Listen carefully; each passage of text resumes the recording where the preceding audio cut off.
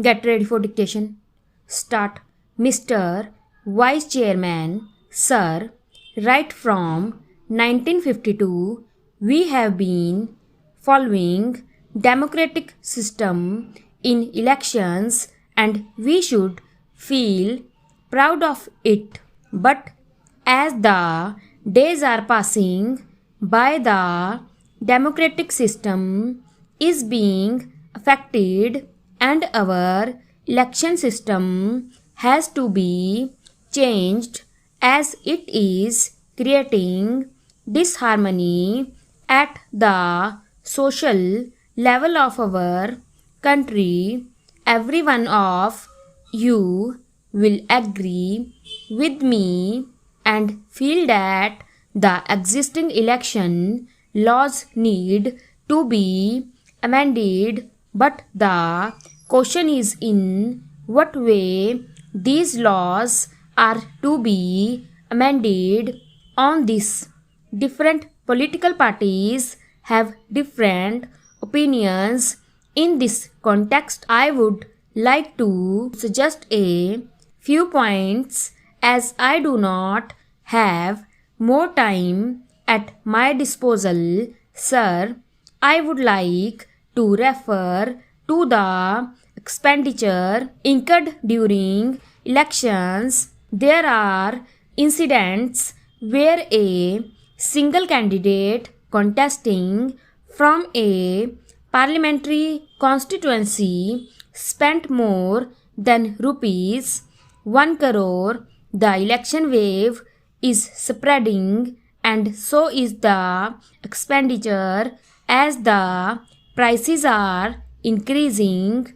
Election expenditure is also increasing simultaneously, but as per the notification issued in 1984, the Election Commission had fixed a ceiling of rupees 1,50,000 as election expenses for each parliamentary constituency and rupees 50,000 for each assembly constituency, and if this ceiling is crossed, it becomes illegal and the elections are countermanded. At present, the Election Commission is following this system, but I do not think it is a very practical since it cannot be effective.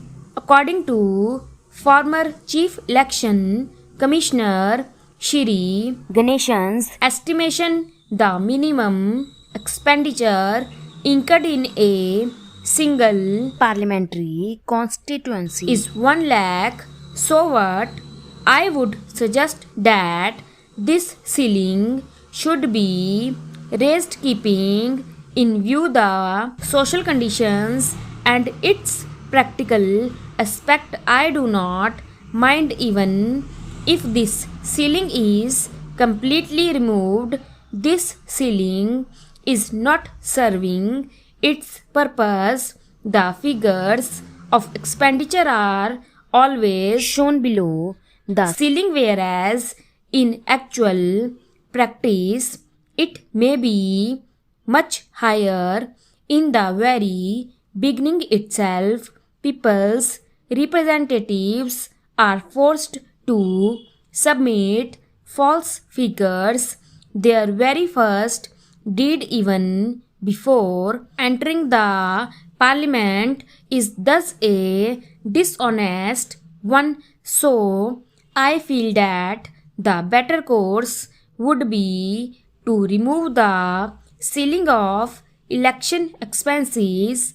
If it is not possible, it should be at least be raised. Sir, my second suggestion is that it is better if government itself bears the election expenditure. This suggestion has been accepted by many political parties. At the same time, this is also opposed by some people who say that it will not reduce the election expenditure and will be an additional burden on the government exchequer in Europe. In some countries like Germany, France, and also in Japan, this state funding system has been successfully implemented. But in my opinion, instead of giving it in cash, it can be paid in kind, for example, in the form of voters' slips, election propaganda material, posters, or public address system for election meetings. This again should be made available only to the recognized political parties. Sir, in our country, there are many social, cultural, economic, and geographical differences.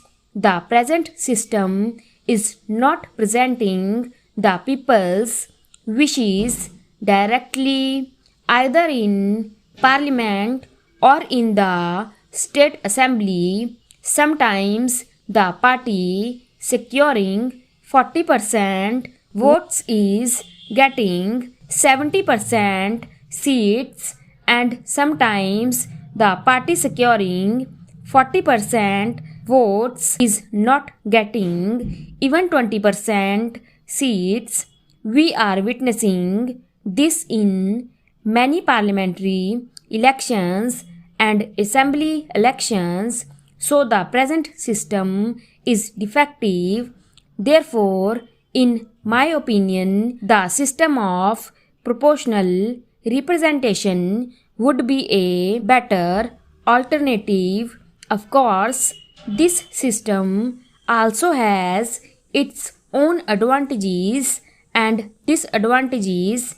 We have to consider the advantages as well as the disadvantages of this system. Under this system, one argument is that coalition government will come to power and there will be instability either in the center or in the states, and the leadership of the political parties becomes arbitrary and dictatorial. But what I want to say is that the party presently in power under the present system does not enjoy majority in parliament. Both in the 9th Lok Sabha elections and the 10th Lok Sabha elections, majority party did not come to power.